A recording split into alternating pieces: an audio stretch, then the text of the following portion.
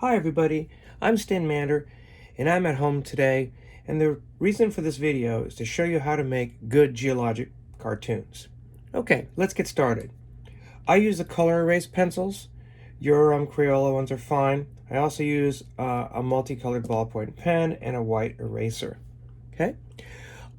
Start off with remembering your colors and symbols. Volcanoes are cones. They don't have upright sides. Um, Asteroids or meteors are brown with blue dots. Um, Blue means water because comets are made out of ice. And green is iron for the early water. Okay? Again, remember that your chemical symbols, the second letter in an element's name is lowercase, and all the subscripts are down low, not up high. Okay? So, let's get started. Right here I'm working on pages 5 and 6. I always start with a pencil drawing. It's really a good idea to do that because then you can erase and get it the way you want it. Okay, granite. Granite is a white, black, and pink rock. I start granite by making jaggedy little lines with my pencil, and then I fill them in. The dark minerals are called biotite mica, and the white minerals are feldspar. Potassium feldspar is the pink. Now, to get the shading, you take your green pencil and you work it sideways like this. You can make little swirls with your pencil if you like.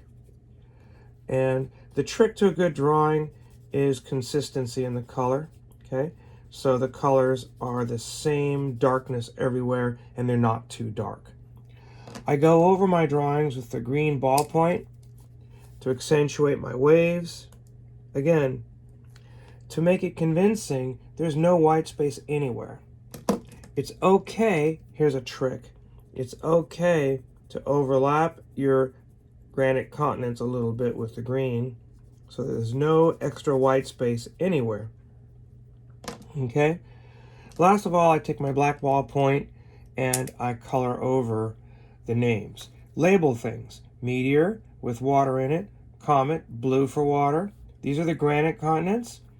The ocean floor is basalt, and here are my volcanoes, which are brown. Notice they're cone shapes. I'm making brown lines with my brown pencil so they look like they're sticking up. Okay, let me show you the next page. Blue ocean. The first ocean life, called cyanobacteria, formed round shapes made of limestone in the shallow water called stromatolites. These are the stromatolites. Notice I start in pencil. And the water is shallow. These simple green ocean plants turned water. No, it didn't. That's not right. Oh yeah, that's right. I'm sorry, duh. Turned water and carbon dioxide. So water and carbon dioxide into oxygen and sugar that we breathe today. 1/4 of the planet's surface is covered by continents. Okay, granite. See how you make granite? I got a bunch of squiggly lines, and I started to fill in the squiggly lines with large crystals. There's nothing round. Okay, so you look at the pattern. You should have, I don't know, 10% black crystals, something like that. So you can see I make my black crystals just by filling in like that, filling in some of the large crystals. Remember, there's nothing round. Everything is squiggly and jaggedy, and that's how you make it look realistic. So fill in all the black mica first. Again, there's nothing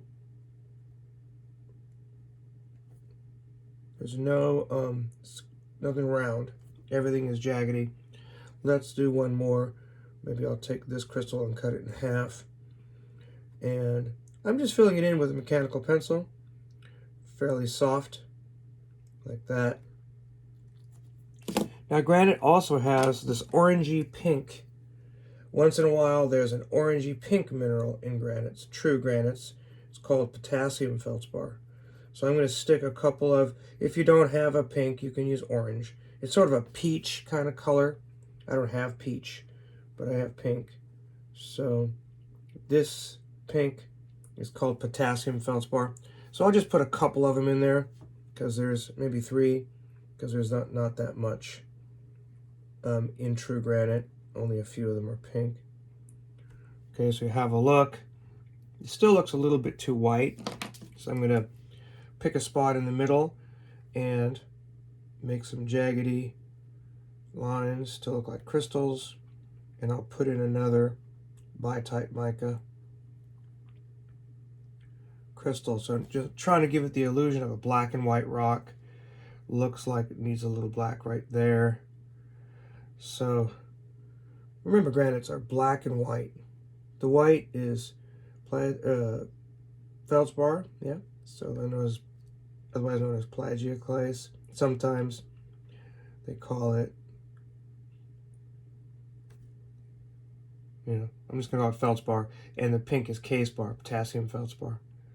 So these white ones, some of them are gray, and you can shade them, a few of them gray if you want. Those are quartz. So you have quartz, feldspar, and bi-type mica. Make a few quartz crystals in there. It's a light shading, because the quartz look gray, feldspar looks white. So that's what a granite looks like.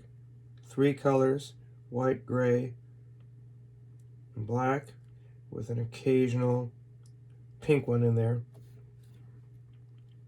So when you pick your crystals to color in, just sort of make them random. I'll put a couple in here too that are the lighter gray color, because that would be quartz. So granites are white, gray, and black, with an occasional pink one. So be real careful. Your light gray is very light. Don't make it dark. You already have the dark. That's the mica, bi-type mica. So I'm filling in my quartz, which is a light gray looking color on the drawing. All the lines connect. Okay, to make it convincing, there's no white space anywhere, and all the lines connect. And if you want to add these kind of drawings, it takes a while. Okay, so that's why I'm showing you right now. It takes a while. So you'll look at it. Does it look like a gray, white, and black rock? If it doesn't, add some more gray ones. Again, the white is feldspar. The pink is potassium feldspar, and the gray is quartz. And that's what the rock looks like. It should be patchy. Separate your colors to make it look distinctive.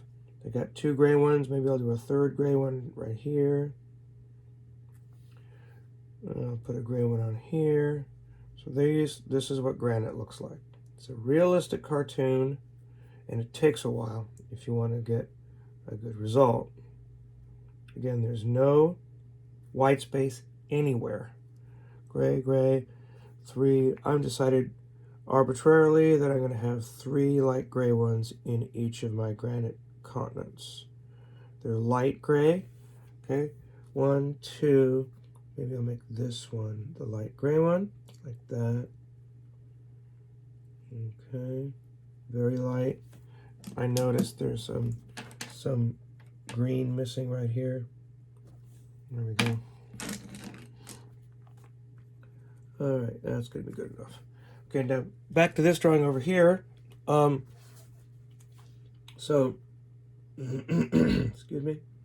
So there's my gray. I'm going to add some more black. My feldspar, bi-type mica is black. So when I pick a location to make a black one, pick one where there isn't. Pick a crystal to color in that where there isn't a black other crystal touching it. It makes it look more convincing. There's another one. All I'm using is a soft pencil. I'm not using a black colored pencil. So there could be used maybe a little black over here. So I'm going to split this crystal in half and then I'm going to fill it in. All right. Next thing, I'm going to call that done.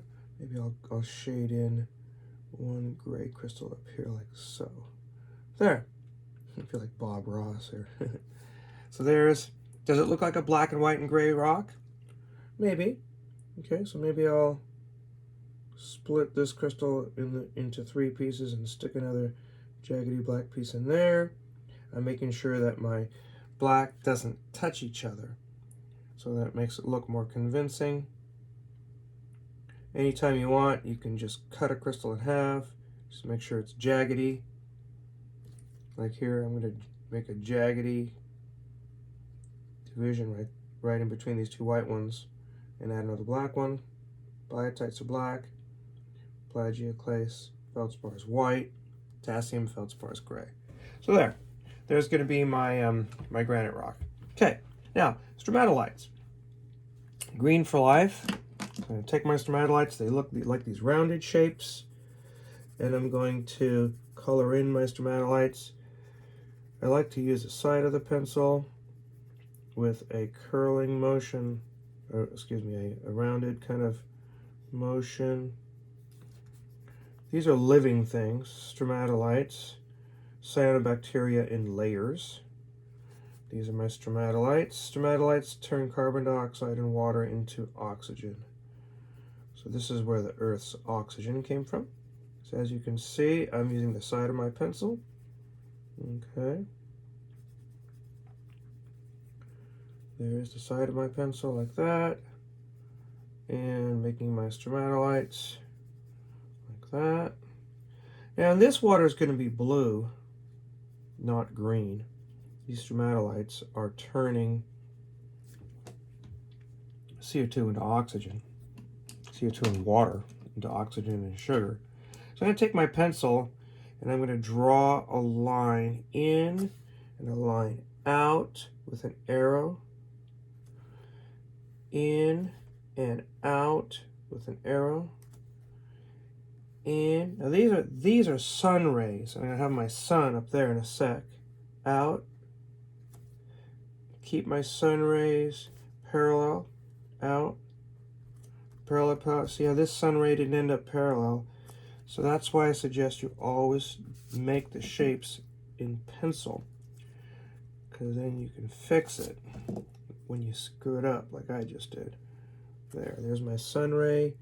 These are waves. Okay, like that. Okay, there's my stromatolite. And then since all the waves are coming from about here somewhere, here's where I'm going to put my sun. Put my sun like that. Like that. Okay. So, I'll put my sun right in here. Okay. Our sun makes yellow light, so that's why we use yellow. I like to use the side of my pencil for that. There's my sunlight. And again, I'm maintaining this angle, so it looks like these are sun rays coming into the stromatolite. There are my sun rays, like that. And then I'm switching to my black ballpoint, and I'm going to go CO2 goes in, CO2 goes in, make it real clear that CO2 is going in, and O2 is going out. So I'm going to change the color to blue. O2, it's not O squared, okay? It's not O squared, it's O2 going out. O2, O2, the 2 is low. I'm going to lower this arrow a little bit so I can fit in my O2 there.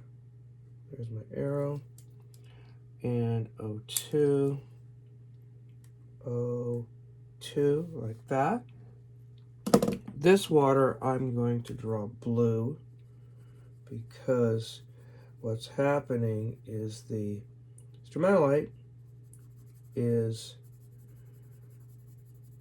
converting the iron into rust. You'll see that on the next page.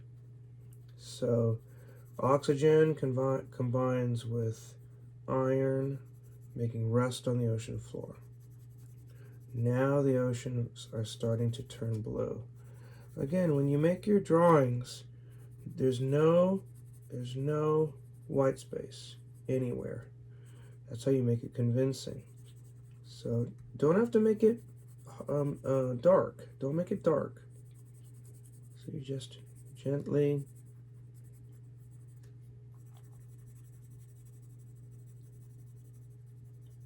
a good drawing, the shading is all the same weight. So it's not like dark somewhere and light somewhere else. So there's some lines here from the previous page, some dents from the previous page, and that's going to happen. You can't avoid that. You can make it a little bit less by having the cover sheet. See, I've got these cover sheets in between to prevent color transfer. And I'm almost done. A good drawing has no white space anywhere. And you can, you can take your green and just sort of color over if there's some white space. Color over your pencil line with the green if you want. That's fine. Again, there's no white space anywhere. That's what makes the drawing convincing. No white space. And you can just overlap a little bit. It's no big deal. Okay. I overlap with the lighter of the two colors, in this case the green. And again, overlap onto your granitic continent there. Be careful so that the waves look like waves. They have the curly top. That's our symbol for waves. The curly top with the sharp points. There's no white space. And if you overlap a little bit, no big deal. Okay. Now you can, if you notice that your stromatolites don't have a nice defined boundary, switch to green. I'm gonna make a nice boundary with a green ballpoint at the end. Notice I'm doing this work at the end, and that makes a nice green boundary. Stromatolites kind of look like mushrooms to me. They've got this rounded kind of shape, and they're growing in the shallow water. Okay, I'm going to take my black, and whoops, that's pencil. I'm going to take my black and finish up my arrow coming out of the stromatolite, like that, coloring over my pencil. I do my ballpoint work at the end. Okay, you get your arrows. Alright, so you got your arrows going in and arrows coming out. So make sure that it's real obvious that these are sun rays coming into your stromatolite like that. Sun rays going in, and carbon dioxide going in, oxygen coming out. And here is reminding yourselves that the sun, fusion from the sun is H plus H plus H, 4 of them, plus H yields He plus energy. And that's the fusion reaction that we learned before. Okay, so down here on the ocean floor is made of basalt. So I have do that. You can do it in pencil, or you can do it in black. This is basalt right here, basalt crust. All right, and this is basalt. You know something? I think I'm just going to use my pencil for that. This is basalt. Yeah, my pencil. Whoops. That's not pencil. That's ballpoint pen. No, still ballpoint pen. Come on, thing. Here we go. So here's the basalt crust. Basalt crust right there. So then I'm going to fill that in. There's my basalt crust. And, you know, it's okay if you cover up the words. I don't care. You can write them a little lower. There's my basalt crust right here. And my granite is basalt plus ocean water. Makes the granite. So I'm going to show my basalt crust like this. I'm not planning this at all. I'm just kind of doing it. Again, try and be neat. Try not have no white space. Look like you're doing it on purpose. Cover up all white spaces. Nice clean lines. No white spaces. So if you're going to make your basalt crust, I'm just using pencil. I was going to use my black colored pencil, but you know something? I like my graphite pencil better. There we go, basalt crust. Again, you see here, this is messy looking. So cover up all the white space. And again, it's messy looking right here. There's some blue missing. So fill it all the way in. You want to have a good drawing. I'm showing you how to make a convincing drawing. These are geologic cartoons, I guess that's a good way to put them. And last evidence is, of course, the evidence is we change to ballpoint pen. The evidence is living stromatolites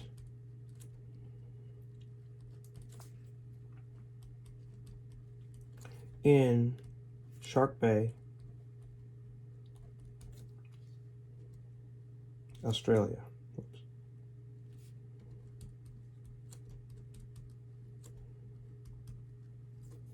All right, and this is photosynthesis.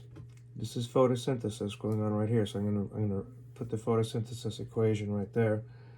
I guess I'm gonna write that in pencil. Photosynthesis.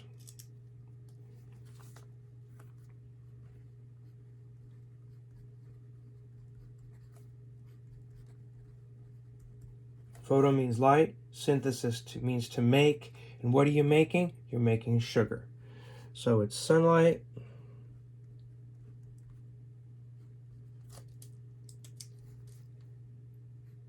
plus oxygen, no, carbon dioxide, sorry. Carbon dioxide plus water makes sugar plus oxygen. There. So I'm hoping that you understand how to make the drawings, or I teach you how I make the drawings and how you end up with a drawing that's convincing and has all the detail that you need. So I'm Stinmander and I'm at home. Hi. And thanks for watching.